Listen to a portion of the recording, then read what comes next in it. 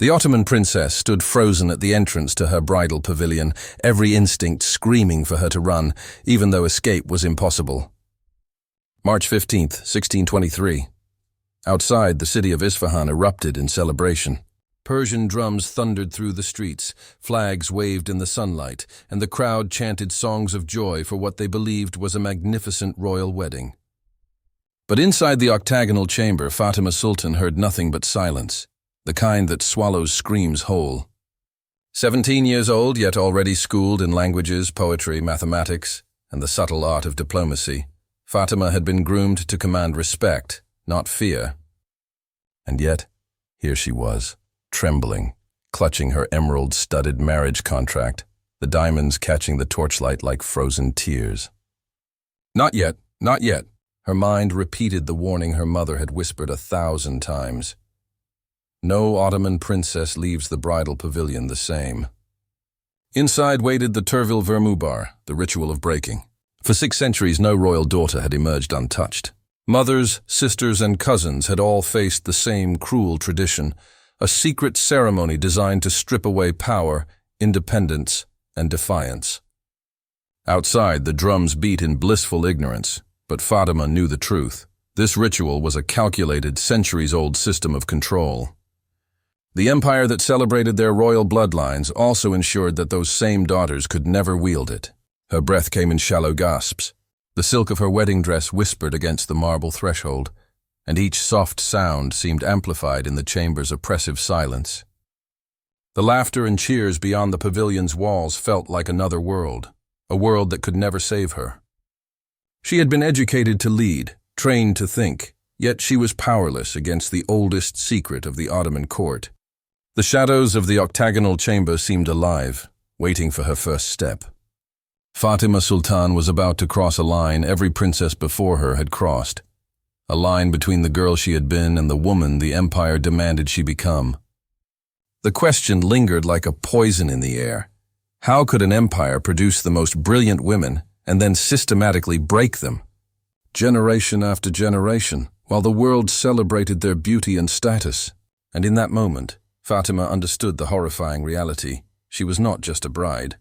She was part of a ritual meticulously designed for the empire's control, a tradition hidden from history, concealed beneath jewels, poetry, and palace splendor. Tonight, everything she had learned, everything she had hoped for, would be tested against the dark, ancient machinery of the Ottoman court. Fatima Sultan had grown up in the gilded halls of Topkapı Palace, where marble courtyards gleamed under the Anatolian sun, and fountains whispered secrets of past empires.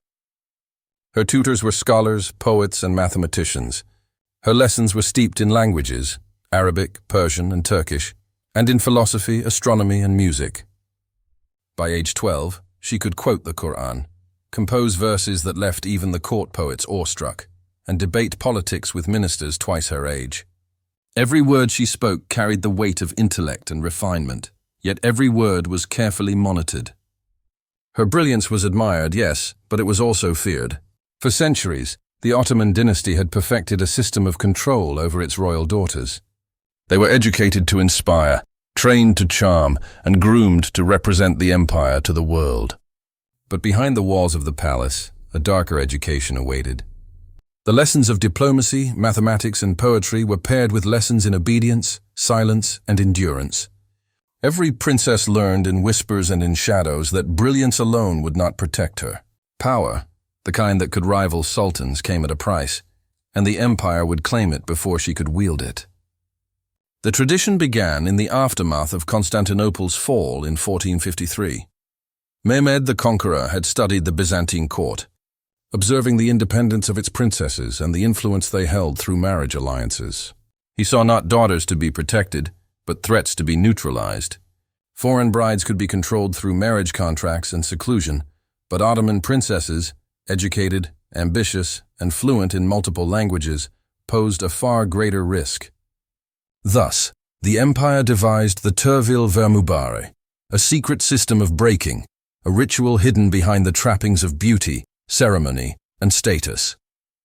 By the time Fatima's mother gave birth to her, the harem had expanded into a sprawling network of pavilions, hidden chambers, and private corridors, designed to confine, observe, and train the princesses.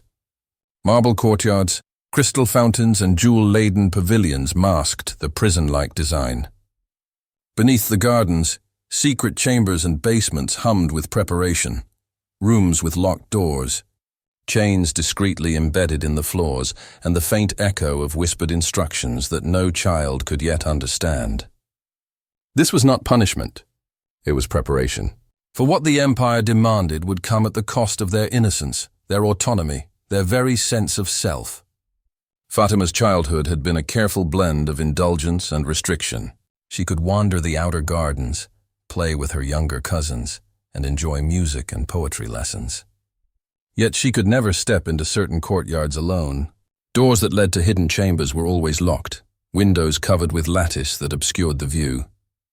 Guards and eunuchs moved through the palace with a watchful gaze, ensuring that every movement, every word, every expression could be recorded, catalogued, and evaluated. The princesses were constantly under observation, not just for security, but for compliance, temperament, and future readiness. The court was a web of subtle hierarchies. Mothers whispered cautionary tales of sisters, aunts, and cousins who had been tested and had emerged obedient, silent, and useful, or had failed, vanishing into shadows from which they never returned in full. Tutors praised intellect, yet obedience was valued above brilliance. Music lessons and poetry compositions were both a delight and a subtle training in resilience. Any sign of defiance, any hint of questioning authority was noted. By age 15, Fatima already understood that the court rewarded those who concealed strength beneath humility. Her marriage had been arranged when she was only 13. The contract, now clutched in her trembling hands, had been negotiated as a political alliance, a means to secure influence for the empire in distant Persian territories. Yet Fatima knew the true purpose was deeper. The empire did not marry princesses for love, diplomacy, or alliance alone. It married them for control, for ritual, for the perpetuation of a system designed to mold brilliant daughters into compliant vessels. Every royal wedding followed the same unspoken script. The princess would step across thresholds she did not fully understand, endure rituals she could not resist, and emerge transformed or shattered. In the months leading to the wedding, Fatima had noticed subtle preparations, whispered conversations among eunuchs, chains appearing and disappearing behind lattice screens, the arrival of new attendants whose eyes held strange calculation. No one explained the purpose. The young princesses were rarely told. The empire operated on the unspoken understanding that power must be harnessed, controlled, and, when necessary, extinguished. The Turvil Vermubare was not punishment for wrongdoing. It was preemptive control, perfected over centuries, a dark science that combined psychology, ritual, and fear. As Fatima approached the bridal pavilion that morning, the Persian drums outside sounded almost mocking. She remembered her mother's warning, repeated countless times, in hushed tones. No Ottoman princess leaves the pavilion unchanged. Remember who you are, but remember who they say you must be. The words had seemed cryptic as a child, but now, as her hand touched the carved marble threshold, their meaning was terrifyingly clear. She was about to confront a centuries-old system designed to break not the empire's enemies, but its own daughters. And yet beneath the fear, a spark of defiance remained. Fatima Sultan knew her education, her intellect, and her cunning had given her tools no ritual could erase, if she survived. She inhaled, the emeralds on her contract catching the torchlight like tiny stars in the shadowed pavilion.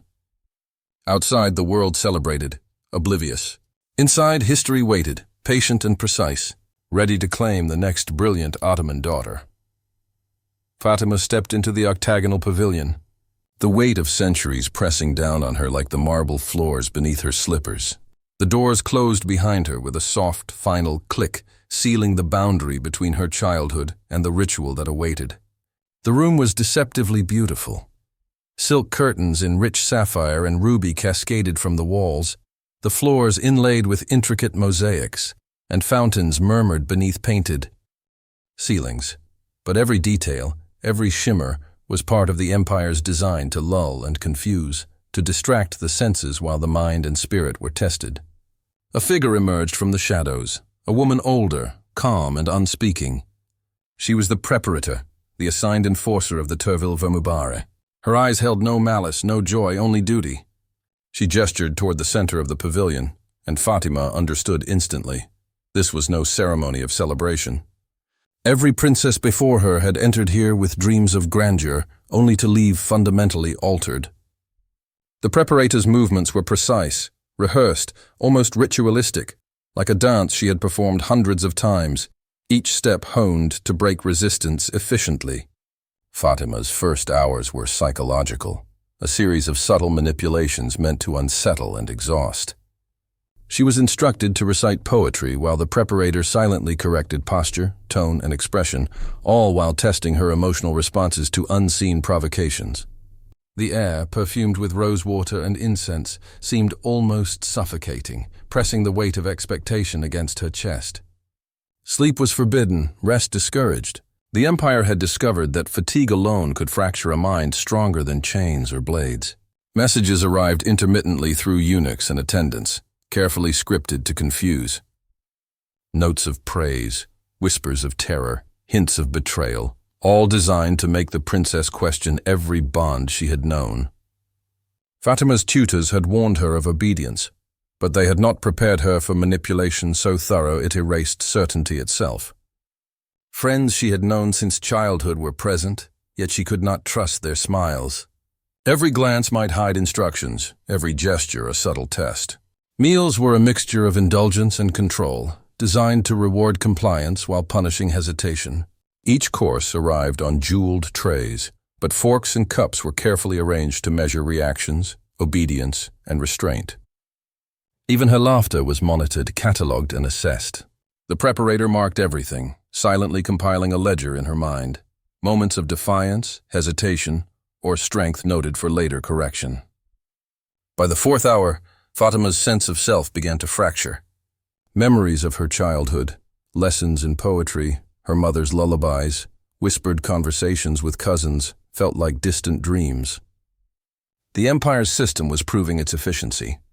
Fatima understood then that survival depended on understanding the rules without acknowledging them openly. Compliance did not mean submission. It meant outlasting the ritual while holding on to the essence of herself, hidden beneath layers of performative obedience. As the sun began to dip, shadows stretching across the marble floors, Fatima's anxiety became acute. She knew the next phase would be far more direct.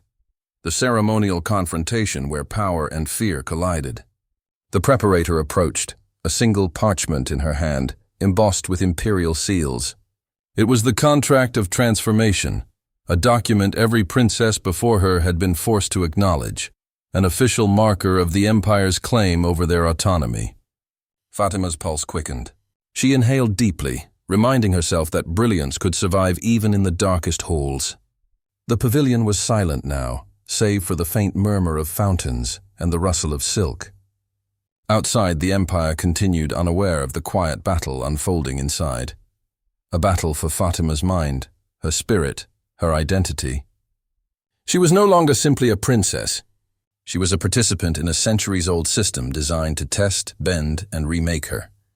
And whether she emerged intact or broken, the ritual would continue, perfected by generations, precise as a surgeon's hand. The final hour arrived. Fatima stood at the center of the pavilion, the preparator's gaze fixed on her, measuring, weighing, waiting. Every lesson, every manipulation, every moment of endurance led to this confrontation. The ritual demanded submission, but Fatima's mind ignited with defiance. She recited the sacred verses flawlessly, yet within her heart, she refused to yield. The preparator's hand paused over the contract, an unspoken acknowledgement that resistance had been met. For a fleeting moment, the centuries of oppression, the whispers of broken princesses, and the Empire's meticulous design collided, and Fatima, trembling yet unbroken, stood defiantly at the heart of it all. The pavilion fell silent after the ritual ended. Though silence in the Ottoman court was never truly quiet. Fatima Sultan remained standing, trembling but not collapsed, her emerald-studded contract clutched to her chest. Outside, the drums had ceased. the Persians awaiting news of a union they believed to be celebratory. But inside, history's weight pressed against the marble walls. Fatima was no longer just a girl. She was a nexus of centuries-old tradition, a living testament to both the empire's brilliance and its cruelty. For generations, Ottoman princesses had been groomed in silence, their education lavish, but their autonomy deliberately stripped. The empire had mastered an art few others even attempted, the fusion of cultural sophistication and total control. Girls like Fatima were educated in multiple languages, taught mathematics, astronomy, music, and poetry, yet the ritual ensured they never wielded these skills freely. Their brilliance was catalogued, observed, and measured, but always contained. The empire's architects had understood something fundamental about power. Intelligence was dangerous without containment. And so, the harem, with its hidden chambers and subterranean corridors, became both a palace and a prison, a sanctuary that simultaneously prepared and subdued. Fatima's mind replayed every lesson from the preparator, the meticulous instructions whispered through the years by women who had survived the ritual only to serve it. The preparator's own story was etched into the lines of her face, a history of resilience, pain, and reluctant compliance. Every touch, every command, every forced gesture had been a study in obedience and adaptation. These women were historians of suffering, recording in silence what the empire would never officially acknowledge. Through them, the empire turned ritualized control into generational knowledge. And yet, for all the design, there was a moment, brief, fragile, almost imperceptible, when Fatima understood the cracks in the system. The ritual was efficient, terrifyingly so, but it relied on one constant, the assumption that fear alone could suppress spirit. It relied on isolation, on secrecy, on the unspoken lesson that resistance was futile. But Fatima, aware of her sister's whispered stories, recognized that the human mind sometimes defied even the most sophisticated design. Courage, even in a single moment, could ripple across centuries of oppression. Her emergence from the pavilion marked the beginning of a quiet revolution. No one outside could see it. The Persians continued their celebrations, unaware that Fatima had not been broken in the way history expected. She walked through the corridors of the palace with careful steps, every movement observed by attendants and administrators who had known only compliance. Yet her eyes were wide with unspoken resolve. Every glance, every calculated nod sent messages only the prepared could understand. The ritual had failed, not because it was weak, but because Fatima carried within her a resilience that the empire had not measured.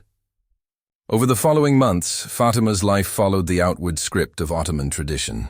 She participated in court ceremonies, hosted gatherings, and performed her duties with flawless decorum.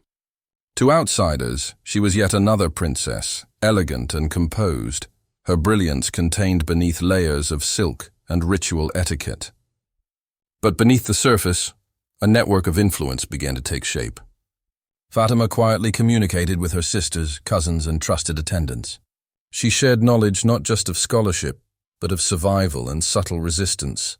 The lessons of the preparator, once intended to subdue, became tools for empowerment. Historians would later remark that certain Ottoman princesses wielded influence subtly through patronage, marriage alliances, and the mentorship of court scholars. Few realized that these women's power was a carefully cloaked rebellion against centuries of control. Fatima's choices, her careful defiance, her refusal to internalize the empire's totalizing ritual, echoed beyond her own life. Each decision, each act of subtle autonomy, created ripple effects in the court. Young women educated under her guidance learned to navigate the treacherous corridors of tradition while quietly asserting their intellect, curiosity, and authority. The true impact of Fatima's survival of the ritual was not immediate. It was measured in decades, in subtle shifts in the social fabric of the Ottoman court. Administrators and patriarchs, confident in centuries-old practices, were forced to acknowledge inconsistencies in compliance. Reports that once read as perfect, rows of names, assessments of obedience, ritual completion, began to reflect nuance. Some princesses, like Fatima, had learned not only to survive but to influence, altering the balance of power without ever leaving the walls of the palace. Moreover, Fatima's survival illuminated the deeper history of the empire itself. Scholars, writing centuries later, would study archival records, architectural plans of the harem, and personal accounts of princesses. They began to understand that the empire's greatest strength, its ability to educate, refine, and cultivate exceptional women, had been paired with a mechanism of control intended to neutralize that very strength. Fatima's story became a case study in resilience, a counter-narrative to the sanitized accounts that portrayed Ottoman princesses merely as symbols of luxury and refinement. Her life also challenged broader assumptions about power, gender, and ritual in imperial systems. In a society where obedience was meticulously codified, Fatima demonstrated that intellect and strategy could subvert even the most absolute of hierarchies. The ritual, designed to erase autonomy, instead became a proving ground. Those who emerged from it, unbroken in mind if not in compliance, held within them the potential to influence generations. The empire had created tools of control, but within those tools, a space remained for ingenuity and quiet resistance. By the time Fatima Sultan reached her later years, she was recognized not only for her elegance and education, but for her subtle shaping of the empire's inner workings.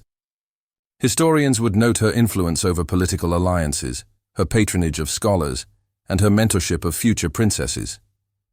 But behind these accomplishments lay a personal triumph far greater than any recorded achievement.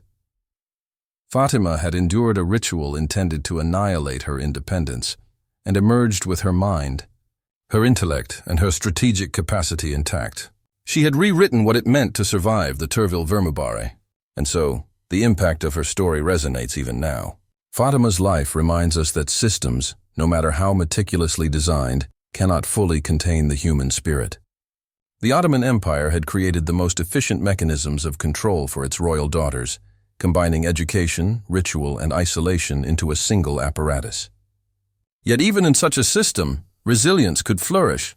Fatima's survival, and the quiet influence she wielded, became a testament to the enduring power of intellect, courage, and the subtle art of resistance.